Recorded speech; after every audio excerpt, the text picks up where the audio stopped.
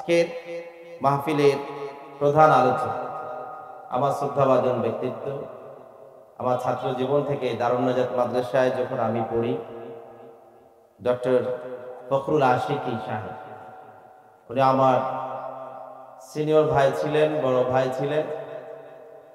Doctor Mizanur Rahman Azhari, যাকে আপনারা সবাই ছিলেন, হুজুর, আমি এবং মিজানুর রহমান আজহারি আমরা একই মাদ্রাসায় পড়াশোনা করেছি।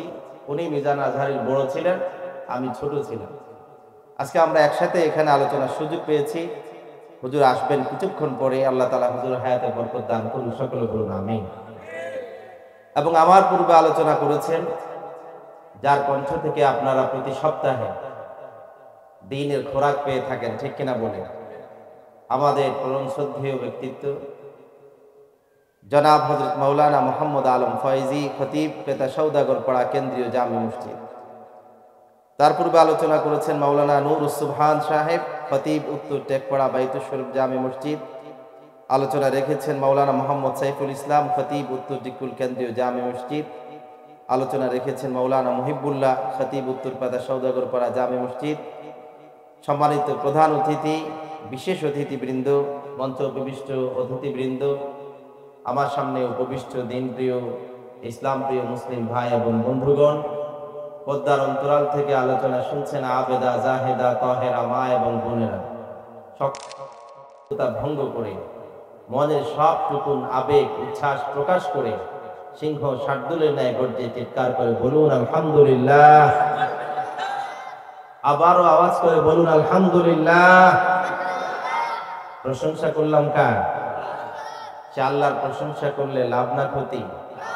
কম না বেশি? অনেক বেশি, ঠিক কিনা বলেন? আল্লাহর হাবিব বলেন আলহামদুলিল্লাহি তামলাউল মিজান। কেউ যদি একবার পড়ে আলহামদুলিল্লাহ, আল্লাহ তাআলা ওই ব্যক্তির নেকের পাল্লা নেকি দ্বারা ভারী করে দেন। সুবহানাল্লাহ ওয়া সুবহানাল্লাহি ওয়াল হামদুলিল্লাহ তামলাউ আও তামলাআনি মা বাইনাস সামাই ওয়াল আরদ। আল্লাহর নবী বলেন, কেউ যদি একবার সুবহানাল্লাহ আলহামদুলিল্লাহ পড়ে নেয়, আল্লাহ পাক ওই বান্দাকে আকাশ এবং জমিন সমপরিমাণ যে খালি জায়গা আছে, সেই সমপরিমাণ সওয়াব বান্দার আমলনামায় লিখে দেন। সুবহানাল্লাহ। তাহলে আমরা যারা মাহফিলে আসলাম, আমরা সুবহানাল্লাহ পড়ি নাই, আলহামদুলিল্লাহ পড়েছি, আমাদের আমলনামা কি আর খালি আছে? আল্লাহর নবীর কথা যদি সত্য হয়, প্রিয় নবী মুহাম্মদুর রাসূলুল্লাহ সাল্লাল্লাহু আলাইহি ওয়াসাল্লামের কথা সত্য না মিথ্যা? তার কথা যদি সত্য হয়ে থাকে, তাহলে ইতিমধ্যে আল্লাহ তাআলা মিজানের পাল্লাকে নেক দ্বারা ভরপুর করে দিয়েছেন। সুবহানাল্লাহ। তাহলে যারা এখনো, বাজারের নাম কি জানি, এখানে বাজারে যারা এখনো বসে আছে, তাদের আমলনামা কি নেক দ্বারা ভারী হয়েছে? তারা কি এই সুযোগ থেকে বঞ্চিত হয় নাই? আল্লাহ তাআলা এখনো যারা আসতে পারে নাই, সবাইকে আসার তৌফিক দান করুন, সকলে বলুন আমিন। আপনারা আজকের এই মাহফিল হওয়াতে খুশি না বেজার? কিন্তু মাহফিল যদি সবাই যদি খুশি হন, তাহলে এলাকার মানুষ আরো এখানে আসার কথা কিনা, ঠিক কিনা বলে? আলোচনা যদি চলতে হয়, এর পরবর্তী মাহফিল যদি চলতে হয়, তাহলে আমার সাথে একটা ওয়াদা করতে হবে, ঠিক কিনা বলে? আজকের আলোচনা এই জায়গায় প্রত্যেক দিন আলোচনা হয় না, ঠিক কিনা? আলোচনা যদি চলতে হয়, যারা এখনো বাড়িতে বসে আছে, দোকানপাটে বসে আছে, তাদেরকে মাহফিলে আসতে হবে, ঠিক কিনা বলে? আর তারা যদি না আসে, তাহলে আমরা সবাই মিলে তাদের বাড়িতে যাব, মাহফিল বন্ধ করে। তাদেরকে যেহেতু দাওয়াত দেওয়া হয় নাই, মাইকে বলার পরেও আসে নাই, পোস্টারিং করার পরেও আসে নাই, তারা রাগ করেছে, মাইন্ড করেছে, বাড়িতে বাড়িতে গিয়ে দাওয়াত দিতে হবে, সবাই মিলে তাদেরকে দাওয়াত দিতে যাব, ঠিক কিনা বলেন? তখন কিন্তু মুসিবত আছে না নাই? আমাদেরকে মেহমানদারিও করাইতে হবে, মাহফিলেও আসতে হবে। আমরা কিছু সময় দিলাম, তারা সিদ্ধান্ত নেয় কি আমরা বাড়িতে বাড়িতে যাব নাকি তারা মাহফিলে আসবেন, ঠিক কিনা বলেন? আল্লাহ তাআলা সবাইকে মাহফিলে আসার তৌফিক দান করুন, সকলে বলুন আমিন। অসংখ্য অগণিত দুরূদ ও সালাম সাইয়্যিদুল মুরসালিন খাতামুন নবিয়্যিন নবিয়ুল আম্বিয়া নবী মুহাম্মদ মুস্তাফা সাল্লাল্লাহু আলাইহি ওয়াসাল্লাম। সম্মানিত হাজিরিন, কোরআনের আলোচনা সব জায়গায় হয়, কিন্তু সবার কপালে হেদায়েত জুটে না, ঠিক কিনা বলেন? অনেকেই দোষ দেয় বক্তাদের উপরে, বলে যে বক্তাদের নিয়ত ভালো না, এজন্য মানুষের পরিবর্তন হয় না, ঠিক কিনা বলেন? নিজে খুব বালা, বক্তার দোষ, আলেমের দোষ। কিন্তু আল্লাহ তাআলা কি বলে শুনবেন? আল্লাহ রাব্বুল আলামিন বলেন, وَيَقُولُ الَّذِينَ كَفَرُوا لَوْلَا أُنزِلَ عَلَيْهِ آيَةٌ مِّن رَّبِّهِ قُلْ إِنَّ اللَّهَ يُضِلُّ مَن يَشَاءُ وَيَهْدِي إِلَيْهِ مَنْ أَنَابَ। মক্কার কাফিররা, মুশরিকরা বারবার তাদের হেদায়েতের জন্য আল্লাহ তাআলা এক একবার এক এক মুজিজা পাঠিয়েছেন, ঠিক কিনা? কখনো আল্লাহ পাক চন্দ্র দ্বিখণ্ডিত করে দেখিয়েছেন। আল্লাহ নবী মেরাজে যাওয়ার পরেও তারা বলে এই মুজিজা আসতো তাহলে আমরা ভালো হয়ে যেতাম, হেদায়েত হয়ে যেতাম। আরো একটা মুজিজা আসলে আমরা ভালো হয়ে যেতাম। একটার পর একটা মুজিজা আসে, একটার পর একটা তাদের সামনে বিস্ময়কর ঘটনা ঘটতেছে। তারপরেও প্রত্যেকটা মুজিজা আসার পরে তারা নতুন করে অজুহাত দেয় যে যদি আরো একটা মুজিজা আসতো আমরা ভালো হয়ে যেতাম। আমাদের সমাজেও এমন লোক আছে না নাই? কথা বলে যে মাহফিল আবার আসলে আগামী বছরে ওয়াজ শুনে ভালো হয়ে যাব, ঠিক কিনা? এই ঈদে ভালো হয় নাই, আগামী ঈদে ভালো হয়ে যাব। এখনো বয়স হয় নাই, বুড়া হলে ভালো হয়ে যাব, আছে না নাই? কথা বলেন। এখনো বিয়ে করে নাই, বিয়ে করার পরে, হজ করার পরে ভালো হয়ে যাব। এমন অজুহাত আমাদের সমাজে মানুষ দেয় কি দেয় না? 80 বছর হয়ে গেছে, এখনো বলে যে আরো কিছুদিন যাক তারপরে ভালো হয়ে যাবে। মক্কার কাফেররাও তারা বলতে লাগলো আরেকটা যদি মুজিজা আসে তাহলে আমরা ঈমান আনব।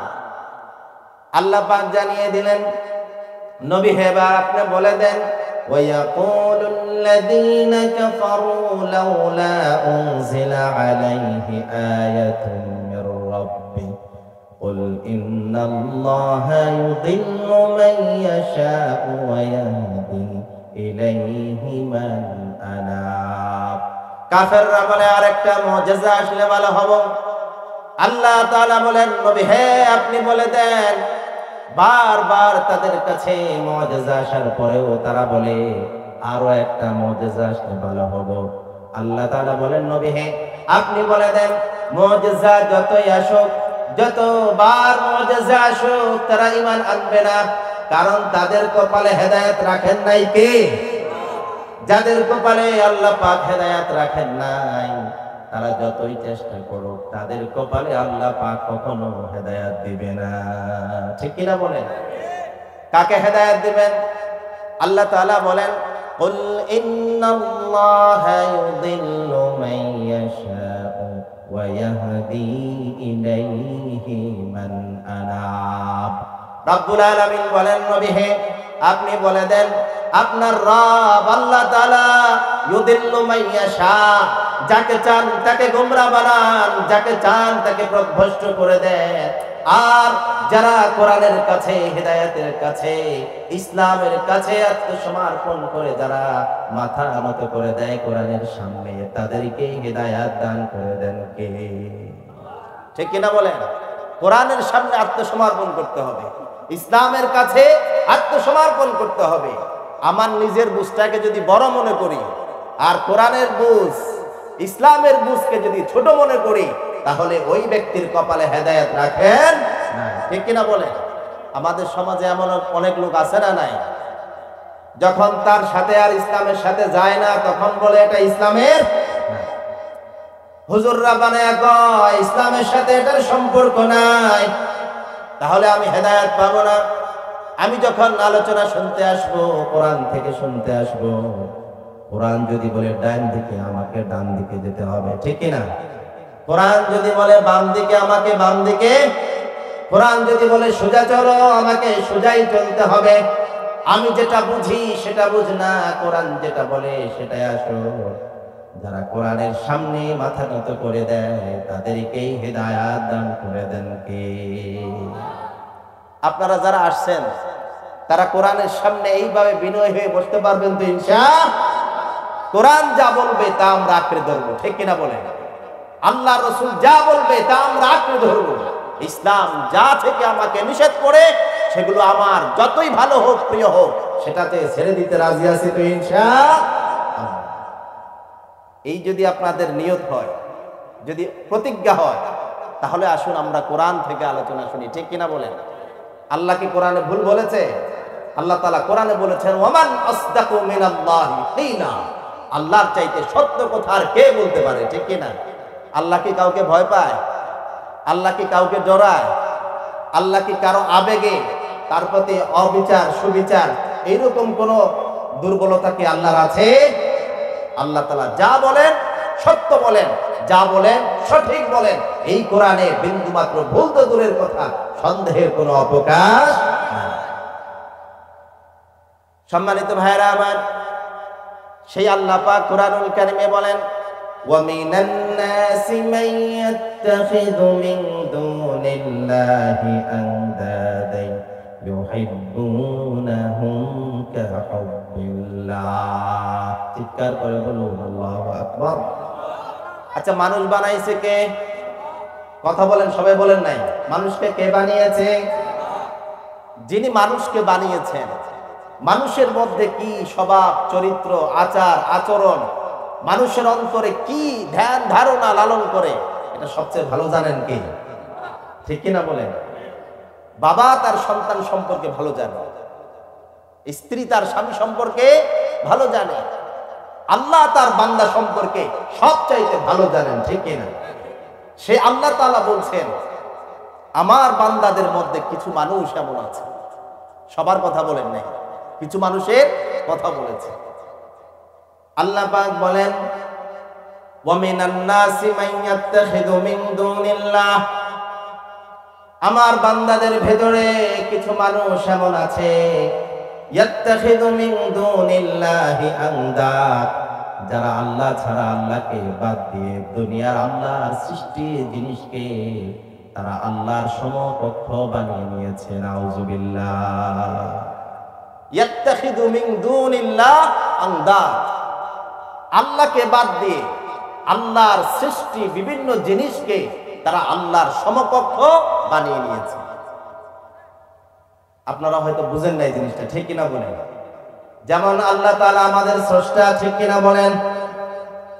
কিছু মানুষ আল্লাহকে সৃষ্টিকর্তা মানে না, আছে না নাই?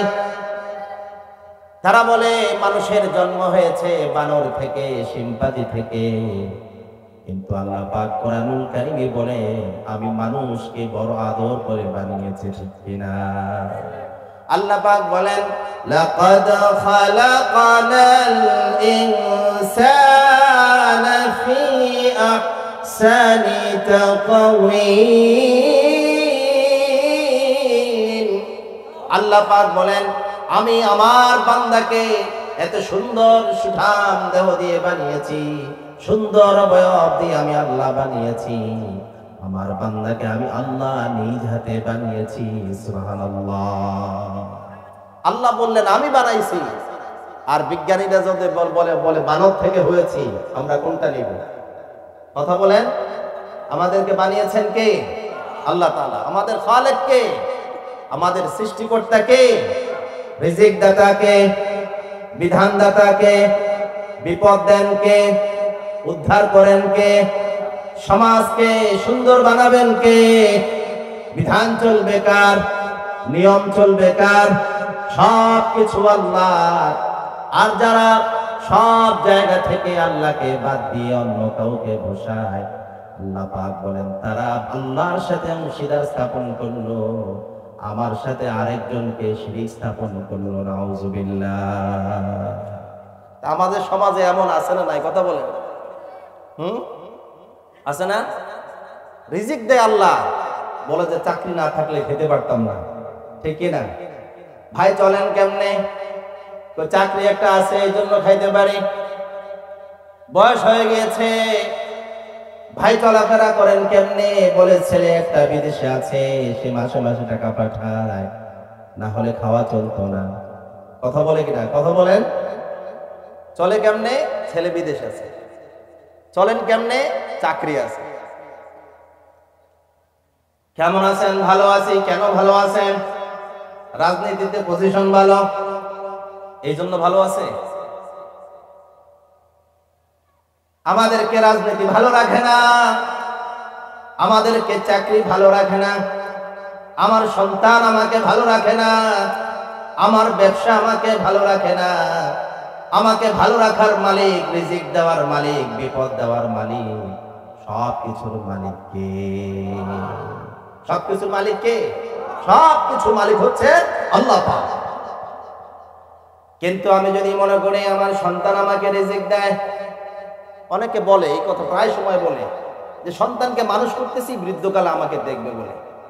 ঠিক কিনা বলে? আর এই সন্তান মানুষ বানানোর পরে বিদেশ পাড়ি জমায়, বৌজিও নিয়ে যায়, বাবা মাকে বৃদ্ধাশ্রমে পাঠিয়ে দেয়। ঠিক কিনা বলে? সবকিছু আমার দেখেন কে? আল্লাহ পাক। দুনিয়ার কারো উপরে আমাদের নির্ভর করার প্রয়োজন। ছেলে সন্তান দিয়েছে আল্লাহ নেয়ামত হিসাবে, মানুষ করতে হবে তাদেরকে, আল্লাহ তাআলা দায়িত্ব দিয়েছেন বিধায়। ঠিক কিনা? তারা আমাকে দেখুক কিংবা না দেখুক, এটাতে আমার কোনো আফসোস না। কিছু চাইবো কার কাছে? আল্লাহর কাছে। কিন্তু আল্লাহ পাক বলেন, ওয়া মিনান নাসি মান ইয়াত্তাখিযু মিন দুনিল্লাহি আনদাদ, মানুষ আমাকে বাদ দিয়ে আমার সৃষ্টি জিনিসকে আমার সাথে অংশীদার স্থাপন করে নেয়। শুধু তাই নয়, ইউহিব্বুনাহুম কাহুব্বিল্লাহ, তারা যেই জিনিসকে আমার সমকক্ষ বানিয়েছে সেই জিনিসকে এমন ভাবে ভালোবাসে একজন ইমানদার যেমন করে তার রবকে ভালোবাসে। ঠিক কিনা? ইমানদার ভালোবাসে কাকে? জীবনের চাইতে বেশি ভালোবাসে কাকে? সবার চাইতে বেশি ভালোবাসে আল্লাহকে। কিন্তু আল্লাহ বলেন, যারা আমার সাথে অংশীদার স্থাপন করে, যারা তার রাজনীতিকে বড় মনে করে, ব্যবসাকে বড় মনে করে, তার ছেলে সন্তানকে বড় মনে করে, নেতাকে বড় মনে করে, এখানেই তারা ক্ষান্ত নয়। এমন ভাবে তাদেরকে ভালোবাসে ইমানদার যেমন করে তার রবকে ভালোবাসে। ঠিক কিনা? কথা বলেন। আমাদের সমাজে এমন মানুষ নাই রাজনীতি ছাড়বে না কিন্তু আল্লাহকে ছেড়ে দিবে। ঠিক কিনা বলেন? নামাজ ছেড়ে দিবে, নেতাকে ছাড়বে না, ইসলাম ছেড়ে দিবে, রাজনীতি ছাড়বে, নামাজ ছেড়ে দিবে, ব্যবসা ছাড়বে। অনেক নামাজি আছে আজান দিলে পাশেই মসজিদ, কিন্তু মসজিদে যেতে চায়। দোকানে যারা নামাজি, কিছু ব্যবসায়ী নামাজিও আছে আলহামদুলিল্লাহ, নামাজ ছাড়ে না, কিন্তু সে মসজিদে যায় না, কারণ কাস্টমার আসতে পারে। মসজিদের একামত শোনা যায়, কেরাত শোনা যায়, নিজের কানে শুনে হাজারো মানুষ তার সামনে দিয়ে নামাজে যায়। ব্যবসায়ী নামাজে যায় না, 10 মিনিট দোকান বন্ধ করলে সে মনে করে তার 1000 কাস্টমার ছুটে যাবে। কিন্তু আল্লাহ বলেন, আরে বান্দা না, 10 মিনিটের জন্য দোকান বন্ধ করে দাও, ব্যবসার চাইতে তোমার রব বড়। তুমি যদি নামাজ পড়ো, তোমার ব্যবসাতে বরকত দান করে দিবেন কে? কিন্তু বহু ব্যবসায়ী আছে, ঠিক কিনা বলেন, নামাজ পড়তে পারে না ব্যবসার জন্য। তাহলে সে মনে করলো যে নামাজের চাইতে আমার ব্যবসা করাটা বড়। তাহলে সে আল্লাহর সাথে তার এই ব্যবসাকে তুলনা করলো কিনা? বরং এমন বেশি ভালোবাসে মানুষ, ছেলে সন্তানকে এমন বেশি ভালোবাসে, ছেলে সন্তানের মুখে হাসি ফুটাবার জন্য, ছেলে সন্তানকে ভালো রাখার জন্য, স্ত্রী সন্তানকে ভালো রাখার জন্য আল্লাহর বিধানকে লঙ্ঘন করে এমন মানুষ আছে না নাই? কথা বলেন, আছে না নাই? ছেলে সন্তানকে খুশি করার জন্য মা বাবার মনে আঘাত দেয়, আছে না? স্ত্রী যা বলবে তাই শুনবে, মা যে কষ্ট পাবে, বাবা যে কষ্ট পাবে, সেটার তোয়াক্কাও করে না। তার মানে আল্লাহ বলেছেন, ওয়া কাদা রাব্বুকা আল্লা তা'বুদু ইল্লা ইয়্যাহু ওয়া বিল ওয়ালিদাইনি ইহসানা। আল্লাহ বলেন আপনার রব, নবী হে আপনার রব সিদ্ধান্ত নিয়েছে ইবাদত চলবে আল্লাহ, আর আল্লাহর ইবাদত চলার পরে সবচাইতে বেশি ইহসান হবে মা বাবার প্রতি। সবচেয়ে বেশি ইহসান কার প্রতি? মা বাবার প্রতি। কোরআনের কথা। ইহসান কাকে বলে? ইনসাফ হলো সমান সমান দেওয়া, ঠিক কিনা বলে? ইনসাফ হলো কি? আপনাকে 2 টাকা, আমাকে 2 টাকা, এটাকে বলা হয় ইনসাফ। এটাকে বলা হয় কি? ন্যায় বিচার, ইনসাফ। আরেকজনকে 2 টাকা দিলে আমাকে 2 টাকা, তাকে 1টা দিলে আমাকে 1টা, সমান সমান ভাগ করা, এটার নাম হলো ইনসাফ। বাবা মায়ের সাথে আল্লাহ তাআলা ইনসাফ করতে বলে নাই, কি করতে বলেছে? ইহসান করতে বলেছে। কি করতে বলেছে? ইহসান করতে বলেছে। সমান সমান দেওয়ার নাম হলো ইনসাফ। ইহসান হলো বেশি দেওয়া। ঈদের সময় বাজারে গেলেন, মেয়ের জন্য 3 পিস কিনলেন 3000 টাকা দিয়ে, বউয়ের জন্য শাড়ি কিনলেন 5000 টাকা দিয়ে। এইবার বাড়িতে ফেরার সময় দোকানদারকে বলেন আমার বৃদ্ধ বাবা মায়ের জন্য একটা কাপড় দেয়। দোকানদার চিন্তা করলো যে স্ত্রীর জন্য 5000 টাকা দিয়ে শাড়ি কিনছে, আর যে তার মেয়ের জন্য 3000 টাকা দিয়ে 3 পিস কিনছে অথবা ফ্রক কিনছে, সে তো মায়ের জন্য কমপক্ষে 2000 টাকা দামের নেবে, ঠিক কিনা বলেন? দোকানদার 2000 টাকা দামের শাড়ি বের করে দিল। এবার সাহেব রাগ হয়ে যায়, কথা বুঝেন নাই, আমার মায়ের জন্য বলছি। কার জন্য? মায়ের জন্য। এত 2000 টাকা দামের শাড়ি কেন? আর কম দামি শাড়ি নাই, ঠিক কিনা বলে কিনা? কথা বলেন। এত দামি লুঙ্গি কেন? এটা তো আমার বৃদ্ধ বাবা, কোন রকম লুঙ্গি হলেই চলে, কোন রকম কাপড় হলেই চলে। এবার দোকানদার 500 টাকার দামি শাড়ি বের করে দিল, খুব খুশি হয়ে মায়ের জন্য নিয়ে আসলো। আছে না? আপনি তো ইনসাফও করেন নাই, বাবা মায়ের প্রতি জুলুম করেছে, ঠিক কিনা বলেন? স্ত্রীর জন্য 5000-এর কাপড়, মেয়ের জন্য 3000-এর কাপড়, আর বাবার জন্য নিয়ে আসছেন 200 টাকার লুঙ্গি, মায়ের জন্য 300 টাকার শাড়ি। এটা বাবা মায়ের প্রতি না ইনসাফ তো দূরের কথা, জুলুম এবং জুলুম, ঠিক কিনা? আল্লাহ তাআলা বলেন ওয়াকাদা রাব্বুকা আল্লা তা'বুদু ইল্লা ইয়্যাহু ওয়া বিল ওয়ালিদাইনি ইহসানা। তোমরা বাবা মায়ের প্রতি ইহসান করো। আপনি যদি স্ত্রীর জন্য 5000 টাকা দামের শাড়ি কিনেন, আপনার মায়ের জন্য 5100 টাকা হলেও সেই দাম দিয়ে শাড়ি কিনতে হবে। এটাকেই বলে ইহসান, ঠিক কিনা? মায়ের জন্য বেশি, বাবার জন্য বেশি, এটাকে বলে ইহসান। সমান সমান দিয়ে আনলে ইনসাফ। আমরা তো আজকে বাবা মায়ের প্রতি ইনসাফ দূরের কথা, সবাই জুলুম করতেছে, ঠিক কিনা বলেন? আগে ছেলের খরচ, মেয়ের খরচ, ছেলের পড়াশোনার খরচ, সব কিছু মেনটেন করার পরে কিছু থাকলে বাবা মাকে দেয়। আবার অনেক কুলাঙ্গার আছে বাবা মাকে দেখেও না। আল্লাহ পাক বলেন সে যত বড় নামাজি হোক, আল্লাহর জান্নাতে যাওয়ার সুযোগ তার জন্য নাই, ঠিক কিনা? এই জন্য আল্লাহ তাআলা বলেন ওয়া মিনান নাসি মান ইয়াত্তাখিযু মিন দুনিল্লাহি আনদাদা ইউহিব্বুনাহুম কাহুব্বিল্লাহ। স্ত্রীকে এত বেশি ভালোবাসে, ছেলে সন্তানকে এত বেশি ভালোবাসে, রাজনীতিকে এত বেশি ভালোবাসে, নেতাকে এত বেশি ভালোবাসে, নেতার বিরুদ্ধে কেউ কিছু বললে আগুন ধরে যায়, ইসলামের বিরুদ্ধে কথা বললে মুখ খুলতে চায়। আছে না নাই? কথা বলে। আমি একজনের কথা বলি নাই, সবার অবস্থায় এক, ঠিক কিনা? রাজনীতি ছেড়বো না, অমুকের আদর্শ বাস্তবায়নের জন্য জীবন দিয়ে দিব, এই মানুষটার মুখে কখনো শুনি নাই। জীবন দিয়ে দিব কিন্তু নামাজ ছাড়বো বলেছে কখনো? আপনাদের সমাজে দেখছেন কখনো? দেখেন। আবার আমরাও এমন বাবা মা, সন্তান যখন প্রাইভেটে যায় না তখন রাগ করি, ঠিক কিনা? মাদ্রাসায় না গেলে রাগারাগি আছে না নাই? স্কুলে না গেলে রাগারাগি আছে, প্রাইভেট শিক্ষকের কাছে পড়তে না গেলে রাগ করে বাবা। কিন্তু ওই সন্তান যে বছরের পর বছর নামাজ পড়ে না, একটি বারের জন্য ছেলের প্রতি কোনো রাগারাগি নাই। আছে না নাই? কথা বলেন। পড়াশোনা করে না, রাগারাগি, ভাত বন্ধ করে দেয়, পড়তে না গেলে ভাত বন্ধ করে দেয়, কিন্তু সে যে নামাজ না পড়ে দিনের পর দিনটা কাটায়। বাবা ফজরের নামাজে চলে যায়, সন্তান নামাজ পড়ে না। স্বামী নামাজ পড়তে চলে যায়, স্ত্রী নামাজ পড়ে না। আপনি যতই বড় মুসল্লি হন, কিন্তু আল্লাহকে আপনি প্রকৃত ভালোবাসেন নাই। ভালোবাসে কি? ভালোবাসে নাই।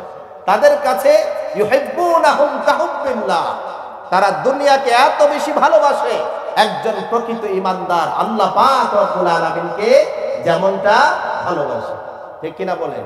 কিন্তু আমাদের বন্ধুত্ব কার সাথে? আল্লাহ তাআলা বলেন, আমরা যাদেরকে বন্ধু বানিয়েছি, আমরা যাদেরকে আপন বানিয়েছি, আমরা যাদেরকে নিজের বানিয়েছি, তারা কেউ আমাদের আপন নয়। তারা কি আমাদের আপন?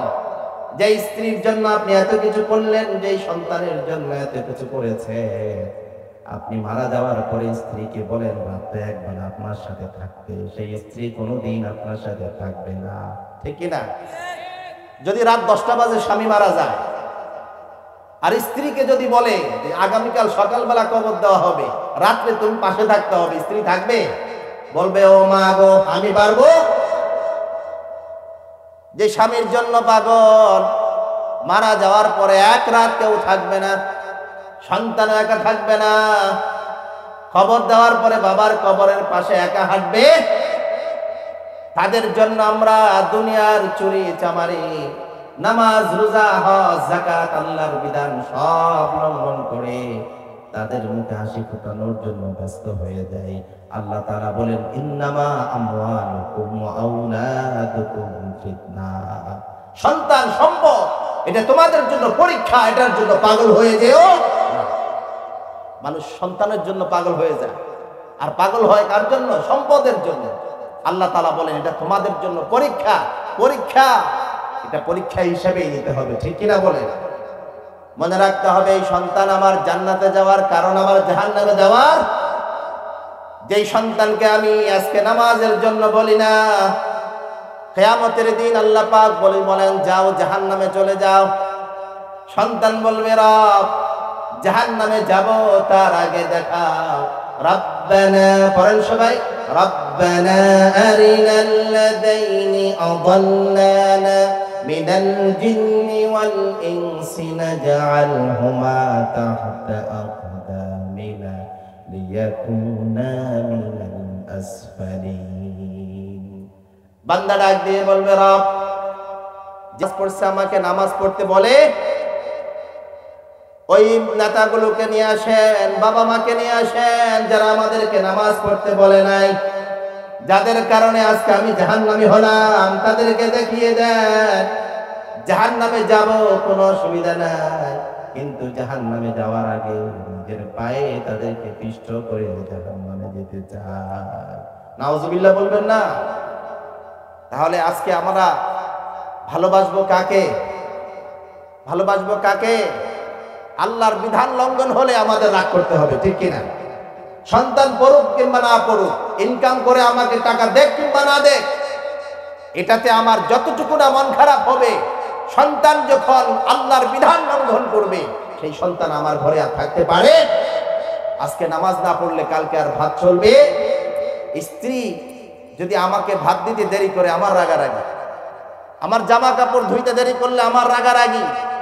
কিন্তু স্ত্রী যখন নামাজ পড়ে না, কোরআন তেলাওয়াত করে না, সারাদিন মোবাইল নিয়ে বসে থাকে, স্বামী কি কখনো স্ত্রীর উপর রাগ করে? তার কারণ সে আল্লাহ থেকে স্ত্রীকে বেশি ভালোবাসে। কিন্তু আল্লাহ পাক বলেন, ওয়াল্লাযীনা আমানু আশাদ্দু হুব্বান লিল্লাহ। আল্লাহ পাক বলেন, শোনো শোনো, যারা ঈমানদার, যারা প্রকৃতপক্ষে আল্লাহকে বিশ্বাস করে, পরকালকে ভয় করে, তাদের কাছে সবচাইতে প্রিয় হচ্ছে আল্লাহ। সবচাইতে প্রিয় কে? সবচাইতে প্রিয় হচ্ছে আল্লাহ। তার জীবন চলে যেতে পারে, ধন সম্পদ নষ্ট হতে পারে, রাজনীতি নষ্ট হয়ে যেতে পারে, ব্যবসা নষ্ট হয়ে যেতে পারে, তার সামনে আল্লাহর কোন বিধান লঙ্ঘন হতে পারবে না। ঠিক কিনা বলেন? সম্মানিত ভাইরা আমার, এই জন্য আল্লাহ পাক কোরআনুল কারীমে বলেন, ইন্নামা ওয়ালিয়ুকুমুল্লাহু ওয়া রাসূলুহু ওয়াল্লাযীনা আমানুল্লাযীনা ইউকিমুনাস সালাতা ওয়া ইউতুনাজ যাকাতা ওয়া হুম রাকিউন। আল্লাহ পাক বলেন, দুনিয়ার ইমানদাররা শোনো, তোমাদের এক নম্বর বন্ধু হলো তোমাদের রব আল্লাহ। এক নম্বর বন্ধুকে, এক নম্বর বন্ধু হলো আল্লাহ। আল্লাহ যার বন্ধু হয়ে যায় তার লাভ কি? আল্লাহ পাক বলেন, আল্লাহু ওয়ালিয়ুল্লাযীনা আমানু ইউখরিজুহুম মিনায-যুলুমাতি ইলান-নূর। আল্লাহ যার বন্ধু হয়ে যায়, আল্লাহ যার অভিভাবক হয়ে যায়, ইউখরিজুহুম মিনায-যুলুমাতি ইলান-নূর, আল্লাহ তাআলা তাকে অন্ধকার থেকে আলোর দিকে নিয়ে যায়। ঠিক কি না? আল্লাহ তাআলা কোত্থেকে কোথায় নিয়ে যায়? অন্ধকার থেকে আলোর দিকে, জাহান্নাম থেকে জান্নাতের দিকে, বিপদ থেকে শান্তির দিকে, অন্যায় থেকে ন্যায়ের দিকে, বেইনসাফি থেকে ইনসাফের দিকে নিয়ে যায় কে? ওয়াল্লাযীনা কাফারু ইউখরিজুনাহুম মিনান-নূরি ইলায-যুলুমাত। আর যারা কাফের তাদের বন্ধু হলো শয়তান। আর শয়তান মানুষকে কোথায় নিয়ে যায়? আলো থেকে অন্ধকারে নিয়ে যায়, আলো থেকে অন্ধকারে নিয়ে যায়, দিন ইসলাম থেকে তাকে গোমরাহের পথে নিয়ে যায়। তাহলে আমাদের ইমানদার যারা, আমরা এক নম্বর বন্ধু কার? এক নম্বর বন্ধু কার? এরপরে আমাদের বন্ধু হলো আমাদের রাসূল। এরপরে বন্ধুকে আমাদের রাসূল। তিন নম্বরের বন্ধু হলো ইমানদার। তিন নম্বর বন্ধুকে ইমানদার। কোন ইমানদার?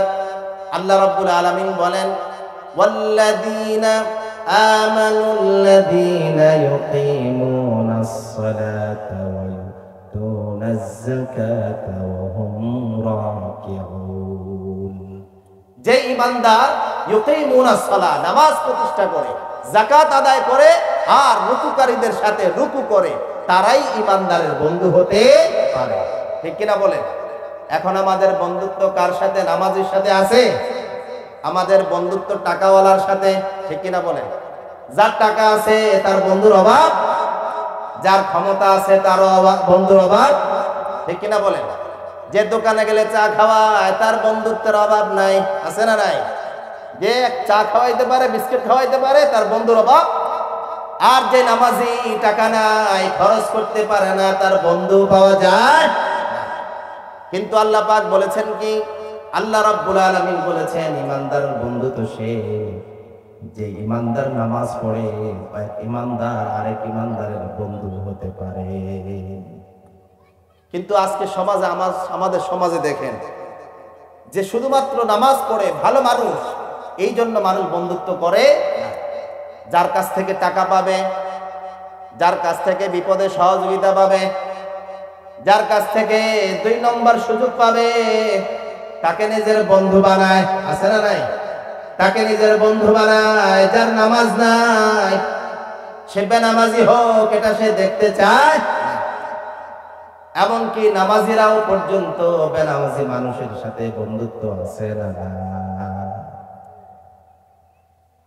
আমার সমাজে আমি সব জায়গায় এটা বলি, কেউ যখন চুরি করে, চুরি করলে মানুষ তাকে ঘৃণা করে। ঠিক কিনা বলে? কালকে সকালবেলা যদি এলাকার সবাই জানে যে চোর, সে যদি দোকানে চা খেতে যায়, তার সাথে কোনো নামাজি চা খাইতে বসবে? বসবে না। এলাকার যে জিনাকার, তাকে সবাই ঘৃণা করে, তার সাথে কেউ চলবে না। যে মদ খায়, নেশাখোর, নেশাগ্রস্ত, তার সাথেও কেউ চলবে না। ঠিক কিনা বলেন? যে ডাকাত, যে মানুষের উপর জুলুম করে, জালেমের সাথেও কেউ চলবে না। কিন্তু একজন নামাজি, যত বড় নামাজ, বছরের পর বছর নামাজ পড়ে না, কিন্তু সমাজের মানুষ ওই বেনামাজিকে কোনোদিন কেউ ঘৃণা করে না। আছে না? আচ্ছা, চোরকে আমরা ঘৃণা করি, জেনাকারকে ঘৃণা করি, ডাকাতকে ঘৃণা করি, লম্পটকে ঘৃণা করি, নেশাখোরকে ঘৃণা করি, বেনামাজিকে ঘৃণা করি না কেন? কারণ কি? ঠিক কিনা বলেন? অথচ আল্লাহ নবী সাল্লাল্লাহু আলাইহি ওয়াসাল্লাম বলেছেন, যে ব্যক্তি নামাজ পড়ে না সে ইমানদার নয়। একজন কাফের আর ইমানদারের মাঝে পার্থক্য হলো নামাজ। কাফের আর ইমানদারের মধ্যে পার্থক্য কি? নামাজ। কথা বলেন। যে নামাজ পড়ে না তার ইমান নিয়ে প্রশ্ন আছে না নাই? বেনামাজিকে আমরা ঘৃণা করি, চোরকে ঘৃণা করি, ডাকাতকে ঘৃণা করি, কিন্তু আমরা বেনামাজিকে ঘৃণা করি না, কেননা নামাজ না পড়া এটাকে অপরাধ মনে করি না, ঠিক কিনা? নামাজ না পড়া এটা আমরা অপরাধই মনে করি না, কিন্তু আল্লাহ রাসূলের সমাজে মুনাফিকরা পর্যন্ত মুনাফিকি করত, কিন্তু নামাজ ছাড়তো, ঠিক কিনা বলেন? মক্কার মুনাফিকদের সর্দার ছিল উবাই ইবনে খালফ। 5 ওয়াক্ত নামাজ আল্লাহ রাসূলের পিছনে আল্লাহ রাসূলের ইমামতিতে পড়ত, ঠিক কিনা বলেন? কারণ তারা জানে মুসলমান সমাজে থাকতে হলে নামাজ ছাড়া কেউ মুসলমান পরিচয় দিতে পারবে। সম্মানিত ভাইরা আমার, এজন্য আল্লাহ পাক বলেন ওয়াল্লাযীনা আমানু আশাদ্দু হুব্বান লিল্লাহ, আর যারা মুমিন তাদের কাছে সবচাইতে প্রিয় হচ্ছে আল্লাহ। সবচাইতে প্রিয় কে? তার জীবন যায় আল্লাহকে ছাড়বে না, তার জীবন যেতে পারে ঈমানকে ছাড়বে না, তার জীবন চলে যেতে পারে অন্যায়ের পথে যাবে না। আল্লাহ পাক বলেন ওয়ালাউ ইয়ারাল্লাযীনা যালামু ইয ইয়ারাউনাল আযাবা আন্নাল কুওয়াতা লিল্লাহি জামিআন ওয়া আন্নাল্লাহা শাদীদুল আযাব। আল্লাহ পাক বলেন যারা অপরাধ করে সমাজে, নামাজ পড়ে না, রোজা রাখে না, হজ করে না, যাকাত দেয় না, পর্দা নাই, পুশিদা নাই, আল্লাহ পাক বলেন তারা যদি আল্লাহর আযাবকে দেখতো, আল্লাহর ভয়ঙ্কর জাহান্নামের শাস্তি যদি তারা দেখতে পেত, তাহলে নির্দ্বিধায় স্বীকার করে নিত একমাত্র ক্ষমতার মালিককে, আল্লাহ, ঠিক কিনা বলে? তাহলে সে আল্লাহর ভয় আমাদের অন্তরে রাখতে হবে কি হবে না? আল্লাহ পাক আমাদেরকে আল্লাহর ভয় আমাদের অন্তরে জাগ্রত করার তৌফিক দান করুন, সকলে বলুন আমিন। আল্লাহর ভালোবাসা মহব্বত নিয়ে আমাদের সমাজ পরিচালনা করার তৌফিক দান করুন, সকলে বলুন আমিন। সম্মানিত ভাইরা আমার, ওয়াল্লাযীনা আমানু আশাদ্দু হুব্বান লিল্লাহ, আল্লাহ পাক বলেন যারা মুমিন, যারা প্রকৃত ঈমানদার, তাদের কাছে সবচাইতে প্রিয় কে? আল্লাহ। সবচাইতে প্রিয় কে? আল্লাহ। আমি আপনাদের সামনে সবার সবচাইতে প্রিয় যে আল্লাহ, সবচাইতে প্রিয় যে আল্লাহ, যুগে যুগে আল্লাহর বান্দারা এই প্রমাণ রাখছে কি রাখে নাই? দেখে গেছে। হাদিস শরীফের মধ্যে আসছে রাসূল কারীম সাল্লাল্লাহু আলাইহি ওয়াসাল্লামের একজন যুবক সাহাবী, তার ইসলাম গ্রহণের আগে তার নাম ছিল আব্দুল উজ্জা। নাম ছিল কি? আব্দুল উজ্জা। মদিনার আনসারী সাহাবী। ইসলাম আসার আগে আল্লাহ রাসূল সাল্লাল্লাহু আলাইহি ওয়াসাল্লাম মদিনায় আসার আগে ইসলামের কথা শুনে মনে মনে সে আল্লাহ রাসূল মদিনায় আসলে ইসলাম গ্রহণ করবে এই সিদ্ধান্ত গ্রহণ করেছে কে? আব্দুল উজ্জা। আব্দুল উজ্জার বাবা ছিল না, বাবা আগে ইন্তেকাল করেছে। বাবা ইন্তেকাল করেছে। চাচা ছিলেন বড় ব্যবসায়ী, বড় ধনী। সব সম্পত্তি চাচা তার ভাতিজাকে বুঝিয়ে দিলেন, ভাতিজা আমার জীবনে যা সম্পদ ছিল সব তোমার। চাচার কোনো সন্তান নাই, ভাতিজা আছে, ভাতিজার কি নাই? বাবা নাই। আব্দুল উজ্জাকে চাচা সব সম্পদ দিয়ে দিল। অনেক চাচারা এমন আছে না যে আমার যেহেতু সন্তান নাই, ভাতিজারও বাবা নাই, ভাতিজাই আমার সন্তান, সব সম্পদ আব্দুল উজ্জাকে দিয়ে দিল। আব্দুল উজ্জা মক্কার সবচাইতে মদিনার ধনী যুবকে পরিণত হয়েছে। আব্দুল উজ্জা সবচাইতে ধনী যুবক। এত দামি সুগন্ধি ব্যবহার করত আব্দুল উজ্জা। রাস্তা দিয়ে চলে যাওয়ার পরে আধা ঘন্টা 1 ঘন্টা পরেও কেউ যদি হেঁটে যেত বুঝতে পারতো এই রাস্তা দিয়ে আব্দুল উজ্জা কিছুক্ষণ আগে হেঁটে গিয়েছে, তার কারণে গ্রানে মোহ করছে। সুবহানাল্লাহ। এত দামি পারফিউম আছে না এখন আমাদের সমাজে। সেই আব্দুল উজ্জা রাসূল করিম সাল্লাল্লাহু আলাইহি ওয়াসাল্লামের দ্বীনে দাওয়াত যখন চতুর্দিকে ছড়িয়ে পড়েছে, তিনি ইসলামের কথা শুনে মনে মনে সংকল্প করলেন যে তিনিও মুহাম্মদ সাল্লাল্লাহু আলাইহি ওয়াসাল্লাম মদিনায় আসলে তার হাতে বায়াত গ্রহণ করে ইসলাম গ্রহণ করবেন। আল্লাহ রাসূল মদিনায় চলে আসলেন। আব্দুল উজ্জা মনে মনে চিন্তা করলেন, আল্লাহ রাসূল চলে আসছে, বহুদিন ধরে অন্তরে আমার কামনা বাসনা ইসলাম গ্রহণ করে আমি মুসলমান হয়ে যাব, কিন্তু আমার চাচা আমার উপরে বড় অবদান, আমার বাবা যখন ছিল না বাবার দায়িত্ব আমার চাচা পালন করেছে, সব সম্পত্তির মালিক আমাকে বানিয়ে দিয়েছে, চাচার কারণে এত বড় ধনী আমি, চাচার সাথে পরামর্শ ছাড়া ইসলাম গ্রহণ করা আমার জন্য উচিত হবে না। ভাতিজা চিন্তা করলো ইসলাম গ্রহণ করার আগে একটু চাচার সাথে পরামর্শ করি, ঠিক কিনা? আব্দুল উজ্জা চলে গেলেন চাচার কাছে। চাচা বলে, ভাতিজা কি হয়েছে? মদিনায় যে মুহাম্মদ সাল্লাল্লাহু নতুন ইসলামের দাওয়াত দেয়, ইসলামটা আপনার কাছে কেমন লাগে? চাচা বুঝে ফেলছে, বলল যে এটা দিয়ে তোমার কাম কি? আমাদের তো ধর্ম আছে, আমরা নিজের ধর্মই ভালো আছি, মুহাম্মদ কিসের দাওয়াত দেয় সেটা আমাদের শোনার প্রয়োজন নাই। না বলেন না আপনার কাছে কেমন লাগে? বলে, যেমন লাগুক আমি ইসলাম মানতে চাই। তোমার মনের সংকল্প কি বলো? আব্দুল উজ্জা বলে, চাচা আমি তো বহুদিন আগেই সিদ্ধান্ত নিয়েছি, আল্লাহ রাসূল আসলে তার হাতে বায়াত গ্রহণ করে মুসলমান হয়ে যাব। সুবহানাল্লাহ বলবেন না? চাচা বলে, যদি তাই হয় তোমার সংকল্প ভাতিজা আমার এক কথা শুনে রাখবো, ইসলাম গ্রহণ করার আগে আমি যত সম্পদ দিয়েছি সব তুমি আমাকে ফিরিয়ে দাও। চাচাকে বোঝানোর চেষ্টা করলেন, চাচা বুঝে। বুড়া মানুষ সহজে বুঝতেও চায়, মানুষ যত বুড়া হয় সম্পদের তা মায়া তত বেশি হয়, ঠিক কিনা?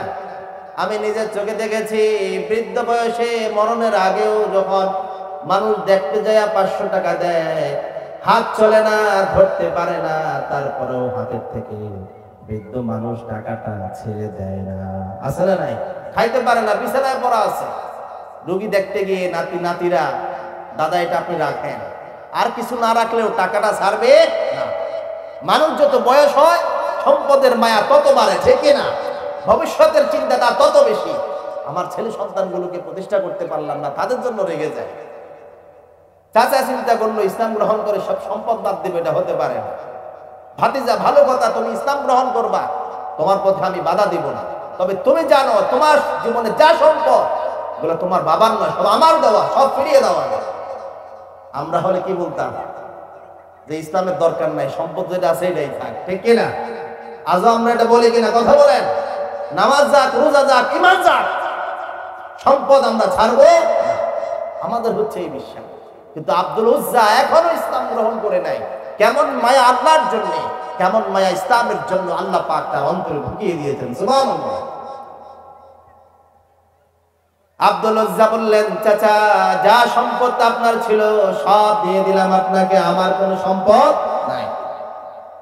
এই নেন আপনার সম্পদ, সব আপনার সম্পদ আপনাকে বুঝিয়ে দিলাম। আমি চললাম মদিনার পথে, আমি বিশ্ব নবীর হাতে ঈমান গ্রহণ করে মুসলমান হয়ে যেতে চাই। সুবহানাল্লাহ। আব্দুল উজ্জা হাঁটা দিয়েছেন, চাচা ডাক দিলেন পিছন থেকে, ভাতিজা এদিকে আসো। চাচা আবার কি জন্য ডাকলেন? সম্পদ চেয়েছেন, সম্পদ দিয়ে দিয়েছি, আপনার সাথে আর আমার কোনো লেনদেন নাই। ভাতিজা যেই জামা কাপড় পরে আছো এটাও আমার টাকায় কেনা, এটাও কি আমার টাকায় কেনা, এগুলা নিয়েও যেতে পারবা। মানুষ যখন বেঁকে বসে তখন একেবারে কি হয়ে যায়, তার হৃদয় থেকে মানবিকতা বলতে যেটা আছে সেটাও চলে যায়, ঠিক কিনা বলেন? আব্দুল উজ্জা তাতেও বিচলিত হয় না। যুবক ছেলে আব্দুল উজ্জা গায়ের কাপড়গুলো চাচার সামনে খুলে রেখে বললেন, চাচা আমি চললাম, গায়ের কাপড়টাও আল্লাহর জন্য আপনাকে দিয়ে দিলাম। সুবহানাল্লাহ। যুবক ছেলে কিছুক্ষণ আগে মক্কা মদিনার সবচাইতে ধনী যুবক আজ বিবস্ত্র হয়ে মায়ের কাছে চলে গেল। মা দূর থেকে সন্তানের অবস্থা দেখে চিৎকার দিয়ে বলল, আব্দুল উজ্জা, তোমার কি হয়েছে? আব্দুল উজ্জা গুটি গুটি পায়ে মায়ের কাছে গেলেন, বললেন, মা, তোমার সন্তান আব্দুল উজ্জা দুনিয়ার কারো মাথায় বাড়ি দেয় নাই, কারো উপর জুলুম করে নাই, কারো উপর নির্যাতন করে না। আজকে তার অবস্থা এমন কেননা সে স্বীকার করে বলেছে, লা ইলাহা ইল্লাল্লাহু মুহাম্মাদুর রাসূলুল্লাহ, লা ইলাহা ইল্লাল্লাহ, লা ইলাহা ইল্লাল্লাহু মুহাম্মাদুর রাসূলুল্লাহ। কি কারণে তার উপরে শাস্তি? সে রব মানছে কাকে? আল্লাহ। এখনো সে স্বীকার করে নাই, শুধু বলছে ইসলাম আনবে। দুনিয়ার সব কিছু তাকে ত্যাগ করতে হয়েছে, ইসলাম আনবে, ঈমান গ্রহণ করবে, এই কথা বলার কারণে। আল্লাহ তাআলা কোরআনে বলেন, ওয়ামা নাকামু মিনহুম ইল্লা আন ইউমিনু বিল্লাহিল আজিজিল হামিদ। আল্লাহ তাআলা বলেন, মুমিনদের উপরে এত জুলুম, এত নির্যাতন, এত নিপীড়ন তার কারণ আর কিছু না, তারা স্বীকার করে নেয় একমাত্র আল্লাহ ছাড়া দুনিয়ায় আর কোনো রব নাই। ঠিক কিনা? এই যে আজকে ফিলিস্তিনে, মায়ানমারে, সিরিয়াতে, সারা বিশ্বে মুসলমানদের উপর আঘাত এবং আঘাত, কারণ একটা, রব মানে কাকে? আল্লাহ। ঠিক কিনা বলেন? ফিলিস্তিনের ওই যুবক, কচি কচি সন্তানের যে ঈমান, সেই ঈমান যদি আমাদের থাকতো, বাংলার প্রতিটি ঘরে ঘরে আজ ইসলাম পৌঁছে দিত। ঠিক কিনা বলেন? আমরা হয়তো দেখি তাদের গায়ে জুব্বা নাই, কিন্তু ছোট্ট ছোট্ট একটা সন্তান বুলেটকে ভয় পায় না। তারা বলছে, আমাদের জমিন, এই ফিলিস্তিনকে আমরা ছাড়বো। এই ফিলিস্তিন একদিন মুসলমানদের হাতে আসবে। ঠিক কিনা বলেন? শুধুমাত্র প্রয়োজন ওই আব্দুল উজ্জা যেভাবে ইসলামের জন্য ত্যাগ করেছে, এইভাবে যদি ত্যাগের মহিমা আমরা দেখাতে পারি, তাহলে ইনশাআল্লাহ গোটা বিশ্ব আবার ইসলাম বিজয় লাভ করবে। ঠিক কিনা বলেন? আব্দুল উজ্জা মাকে বললেন, মা, আমি কারো মাথায় আঘাত করি নাই, কারো উপরে জুলুম করি নাই, আমি শুধু বলেছি ইসলাম আনবো, বাস আমার জীবনের পরীক্ষা শুরু হয়ে গিয়েছে। মা বললেন, আমার কাছে কি চাও তুমি? তখন আব্দুল উজ্জা বলল, মা, আপনার কাছে কিছু চাই না, সব তো হারিয়েছি, চাওয়ার আর আমার কিছু নাই, আপনার কাছে ছোট্ট এক টুকরো কাপড় চাই। এইভাবে এই অবস্থায় আমার নবীর সামনে যেতে আমার বড় লজ্জা লাগে। সুবহানাল্লাহ। মা ছোট্ট এক টুকরা কাপড় দিলেন। আব্দুল উজ্জা কোন রকম লজ্জাস্থান থেকে আল্লাহর নবীর দরবারে চলে গেলেন। আল্লাহর নবী জিজ্ঞেস করলেন, তোমার নাম কি? বললেন, আমার নাম হলো আব্দুল উজ্জা। কি কারণে এসেছো? ইসলাম গ্রহণ করতে এসেছি। কেন তোমার এই অবস্থা? বললেন, ইয়া রাসূলুল্লাহ, ইয়া হাবিবাল্লাহ, কিছুক্ষণ আগেও আমি সব চাইতে ধনী যুবক ছিলাম, ইসলাম আনবো বলার কারণে সব সম্পদ মুহূর্তের মধ্যে হারিয়ে ফেলেছি। সুবহানাল্লাহ। আল্লাহর নবী বলেন, এখন কি করতে চাও? বলেন, ইয়া রাসূলুল্লাহ, দেরি করবেন না, আমাকে পড়িয়ে দেন, লা ইলাহা ইল্লাল্লাহু মুহাম্মাদুর রাসূলুল্লাহ সাল্লাল্লাহু আলাইহি ওয়াসাল্লাম। আল্লাহ রাসূলের কাছে কালেমা পড়ে নিলেন। আহলে সুফফার সদস্যদেরকে আল্লাহর নবী ডাকতেন। আহলে সুফফা কারা? গরিব সাহাবী, যাদের খাওয়ার কোনো ব্যবস্থা নাই, পড়ার কোনো ব্যবস্থা নাই।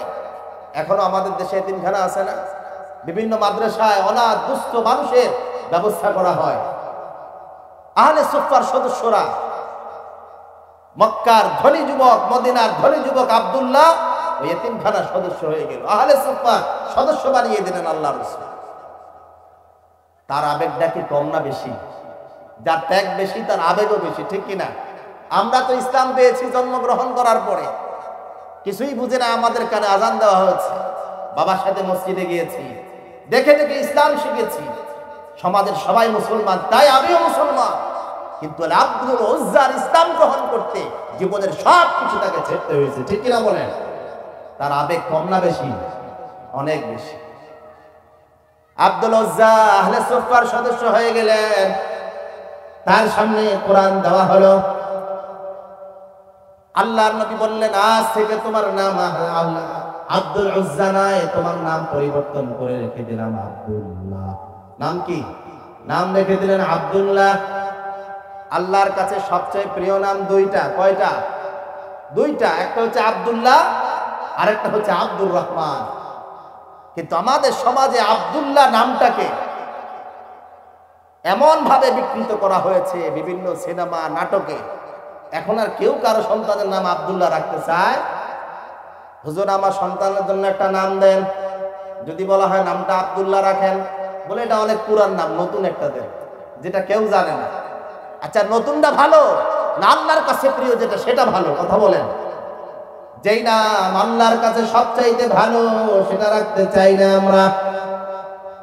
আল্লাহর নবী বলেন আল্লাহর কাছে দুইটা নাম বড় প্রিয়, একটা আব্দুল্লাহ আর একটা হলো আব্দুর রহমান। আপনারাও আপনাদের সন্তানের নাম রাখতে রাজি আছেন কিনা?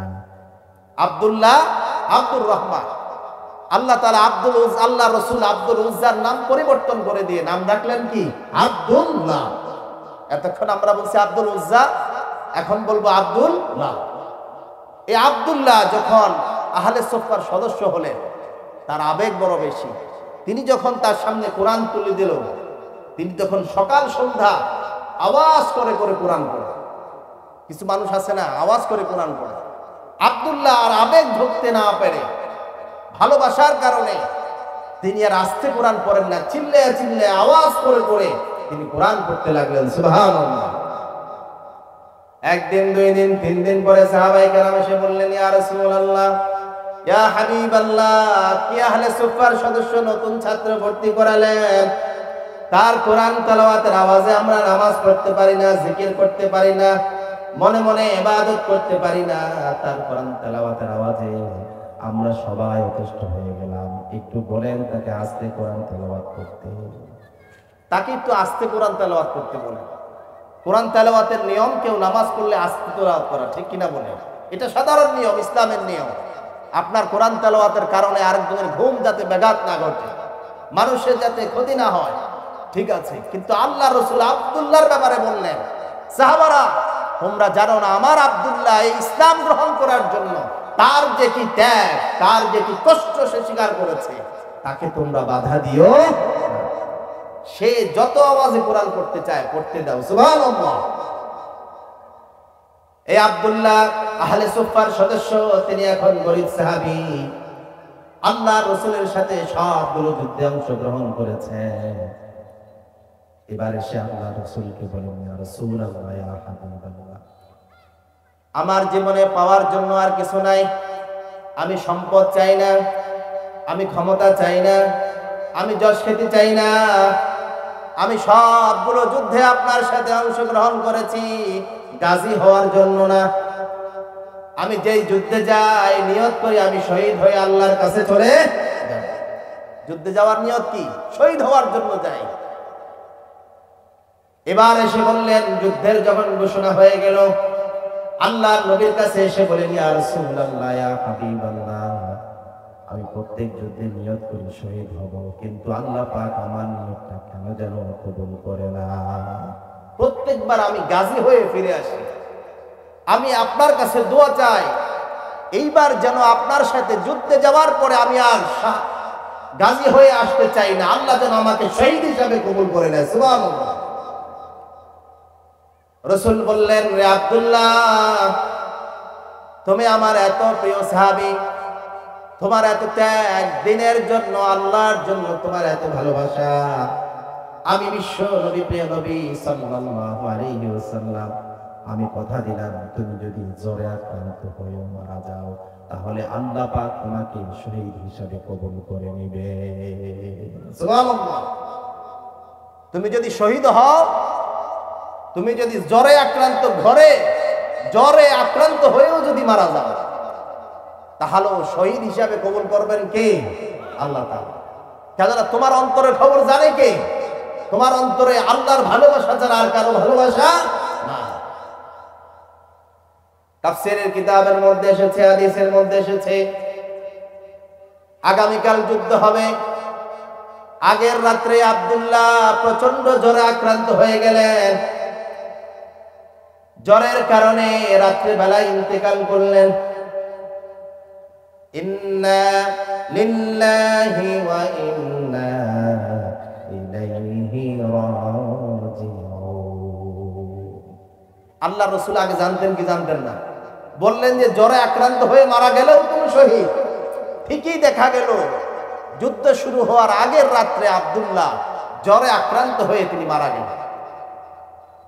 আল্লাহ রাসূলকে খবর দেওয়া হলো, ইয়া রাসূলুল্লাহ, ইয়া হাবিবাল্লাহ, আব্দুল্লাহ ইন্তেকাল করেছে। আল্লাহর নবী চোখের পানি ছেড়ে দিলেন, অঝর ধারায় কাঁদলেন। আল্লাহর নবী নিজ হাতে সাহাবায়ে কেরামকে বললেন গোসল করাও। গোসল করালেন।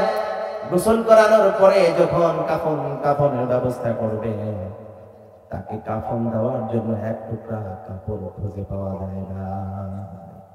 যে আব্দুল্লাহ মদিনার সবচেয়ে ধনী যুবক ছিল, আজকে তার কাফন দেওয়ার জন্য তার পরনে যে অর্ধেক কাপড় ছিল, এটা ছাড়া আর কোনো কাপড় নাই সাহাবায়ে কেরামের কাছে। আল্লাহ রাসূল বললেন, সাহাবারা,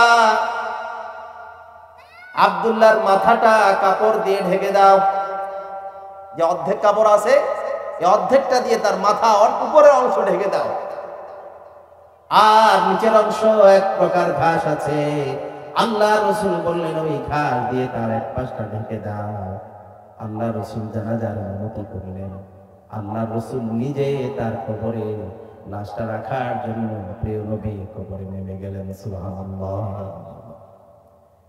নিজ হাতে আব্দুল্লাহ লাশ কবরে রাখলেন। কবরে রাখার পরে, দাফন করার পরে আল্লাহ নবী দোয়া করেন, হে আল্লাহ, আব্দুল্লাহ তোমার জন্য এত পাগল ছিল, আমার জন্য পাগল ছিল, দ্বীনের জন্য এত পাগল ছিল।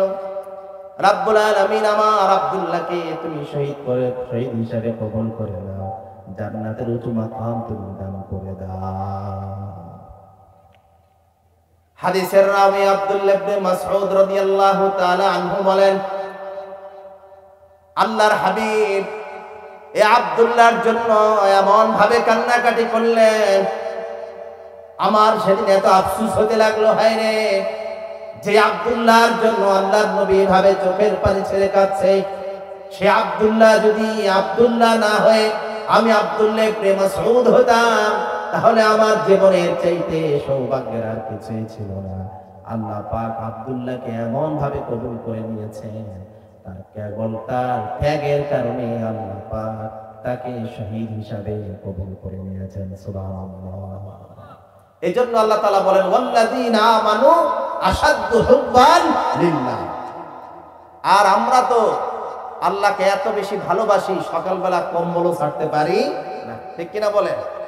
অ্যালার্ম দেওয়ার পরে ঘুম ভেঙে যায়, তারপরে কম্বলটাকে আরো টানি, আরেকটু ঘুমাই, 10 মিনিট পরে উঠবো, ঠিক কিনা? আবার ঘড়ি দেখে, যারা নামাজি তাদের কথা, যাদের নামাজ নাই তারা তো ঠিকই ঘুমাইতেই আছে, ঠিক কিনা? কম্বল ছেড়ে মসজিদে যেতে পারি না, আরো 10 মিনিট আছে, দেখতে দেখতে নামাজের টাইম হয়ে যায়, জামাতের সময় চলে যায়, তারপরও বান্দা উঠতে পারে না। কোন রকম নামাজের টাইম চলে যায়, তখন উঠে ওযু করে কোন রকম 2 রাকাত পরে আবার ঘুম। আমরা যদি কম্বল ছাড়তে না পারি, মসজিদ পর্যন্ত যেতে না পারি, ওই শাহাদাতের ময়দানে যাওয়া আমাদের জন্য কোনোদিন সম্ভব না, ঠিক কিনা বলেন? স্লোগান দিতে পারবো, জীবন দিয়ে দিব, মসজিদে যেতে না পারলে জীবন দেওয়া এত সহজ, ঠিক কিনা বলেন? এজন্য আল্লাহ তাআলা বলেন, ওয়াল্লাযীনা আমানু আশাদ্দু হুব্বান লিল্লাহ। মুমিন তারা সবচাইতে বেশি ভালোবাসে কাকে? আল্লাহ তাআলা। আল্লাহর ভালোবাসা, আল্লাহর মুহাব্বত যাদের অন্তরে আছে, তাদেরকে ভালোবাসেন কে? আল্লাহ তাআলা নিজে, ঠিক কিনা বলেন? সম্মানিত ভাইয়েরা আমার, সেই আল্লাহর ভালোবাসার প্রয়োজন আছে না নাই? আমরা যদি আল্লাহকে ভালোবাসি, আল্লাহকে আমাদেরকে ভালোবাসবে না? আল্লাহ ভালোবাসবে না? আল্লাহ যদি আমাকে ভালোবাসে, দুনিয়ার কারো প্রয়োজন আছে? কথা বলেন। বরং আল্লাহ পাক দুনিয়ার কাউকে যখন ভালোবাসেন, হাদিসের মধ্যে আসছে জিবরাইল আমিনকে ডেকে বলে, ও জিবরাইল, আমি দুনিয়ার তাকে ভালোবাসি, তুমিও তাকে ভালোবাসো। সুবহানাল্লাহ। আল্লাহ তাআলা দুনিয়ার কোন বান্দাকে যদি ভালোবাসে, এটা আল্লাহ তাআলা প্রকাশ করে দেয়। এজন্য হাদিসের মধ্যে আসছে, তুমি কাউকে ভালোবাসলে তাকে বলো আনা উহিব্বুকা ফিল্লাহ, তোমাকে আমি আল্লাহর জন্য ভালোবাসি। ঠিক কি না বলেন? আল্লাহ তাআলাও বান্দাকে ভালোবাসলে জিবরাইলকে ডেকে বলে, জিবরাইল, আমি অমুক বাড়ির অমুককে, অমুকের পুত্র অমুককে আমি ভালোবাসি, তুমিও তাকে ভালোবাসো। জিবরাইল বলে, সব ফেরেশতাদেরকে ডেকে বলে, ফেরেশতারা, ওই আব্দুল্লাহর পুত্র মুহাম্মদকে আল্লাহ পাক ভালোবাসে, জিবরাইল ভালোবাসে, তোমরাও ভালোবাসো। ফেরেশতারাও তাকে ভালোবাসতে শুরু করে দেয়। জমিনের মধ্যে সবগুলো মানুষের অন্তরে তার ভালোবাসা বইয়ে দেন কে? এই জন্য যাকে আল্লাহ ভালোবাসে, মানুষের অন্তরে তার ভালোবাসা বইয়ে দেয়। দুনিয়ার মানুষ যত হিংসা করুক, আল্লাহ তার সম্মান তত বেশি বাড়িয়ে দেয়। ঠিক কিনা? এই জন্য দেখা যায় যে অনেক মানুষের জনপ্রিয়তা দেখে আরেকজনের হিংসা হয়। এটা এমনি হয় না, আল্লাহ পাক ভালোবাসে বিধায় মানুষ তাকে ভালোবাসে। ঠিক কিনা বলে? এই জন্য আমরা আল্লাহকে ভালোবাসতে চাই। তো আল্লাহ পাক বলেন, কুল ইন কুনতুম তুহিব্বুনাল্লাহা ফাত্তাবিউনি ইউহিব্বুকুমুল্লাহ ওয়া ইয়াগফির লাকুম যুনুবাকুম ওয়াল্লাহু গফুরুর রাহিম। চিৎকার করে বলুন সুবহানাল্লাহ। আল্লাহ পাক বলেন, নবী হে, আপনি বলে দেন, তারা যদি বলে ইন কুনতুম তুহিব্বুনাল্লাহ, আমার বান্দাদেরকে বলে দেন, তোমরা যদি আল্লাহকে ভালোবাসো, তোমরা যদি আল্লাহকে ভালোবাসো, ফাত্তাবিউনি, নবী আপনি বলেন, তাহলে আমাকে অনুসরণ করো। তাহলে আমরা যে আল্লাহকে ভালোবাসি এর প্রমাণ কি? আল্লাহ রাসূলকে কি করতে হবে? অনুসরণ করতে হবে। এখন আল্লাহ রাসূল, সব জায়গায় আল্লাহ রাসূলকে মানার প্রয়োজন আছে না নাই? মসজিদে যেমন আল্লাহ রাসূলকে মানবো, ব্যবসার ক্ষেত্রেও আল্লাহ রাসূলকে মানতে হবে কিনা? সমাজেও আল্লাহ রাসূলকে মানলে ঘরে মানতে হবে কিনা? ঘরে মানতে হলে বাইরে মানতে হবে। সব জায়গায় যদি আল্লাহকে ভালোবাসতে, আল্লাহ রাসূলকে অনুসরণ করতে পারে, আল্লাহ পাক বলেন, আমি আল্লাহ নিজে আমার বান্দাকে ভালোবাসতে শুরু করে দেই। সুবহানাল্লাহ। নারে তাকবীর। প্রধান অতিথির আগমন, জনাব শেখ ডক্টর ফখরুল আশিকি হুজুরের আগমন। জিন্দাবাদ, জিন্দাবাদ। সম্মানিত ভাইরা আমার, এই জন্য আল্লাহ রসুলকে, আল্লাহকে ভালোবাসার উপায় হচ্ছে আল্লাহ রসুলের অনুসরণ করা। আর আল্লাহ রসুলের অনুসরণ করা মানে মা আতাকুমুর রাসূল ফাখুযু ওয়া মা আনহাকুম আনহু ফান্তাহু। ইসলাম আমাদেরকে, আল্লাহ রসুল আমাদের কাছে যা নিয়ে এসেছে সব কিছুকে আঁকড়ে ধরতে হবে, একটা কেউ ছাড়া যাবে না। আর যা থেকে নিষেধ করেছে সবগুলাকে ছেড়ে দিতে হবে, একটাও করা যাবে না। রাজি আছি তো ইনশাআল্লাহ? যেখানে যেখানে আল্লাহ রসুল আমাদেরকে আদেশ করেছেন সব আঁকড়ে ধরব, যেখানেই আল্লাহ এবং আল্লাহ রসুল নিষেধ করেছেন সব ছেড়ে দিব। আমাদেরকে ভালোবাসবেন কে? আল্লাহ তাআলা। আল্লাহ যদি আমাদেরকে ভালোবাসেন, দুনিয়া আখিরাত দুটাই সুন্দর করে দিবেন কে? আল্লাহ তাআলা। ওয়া মা তাওফীকি ইল্লা বিল্লাহ। আসসালামু আলাইকুম ওয়া রাহমাতুল্লাহি ওয়া বারাকাতুহু।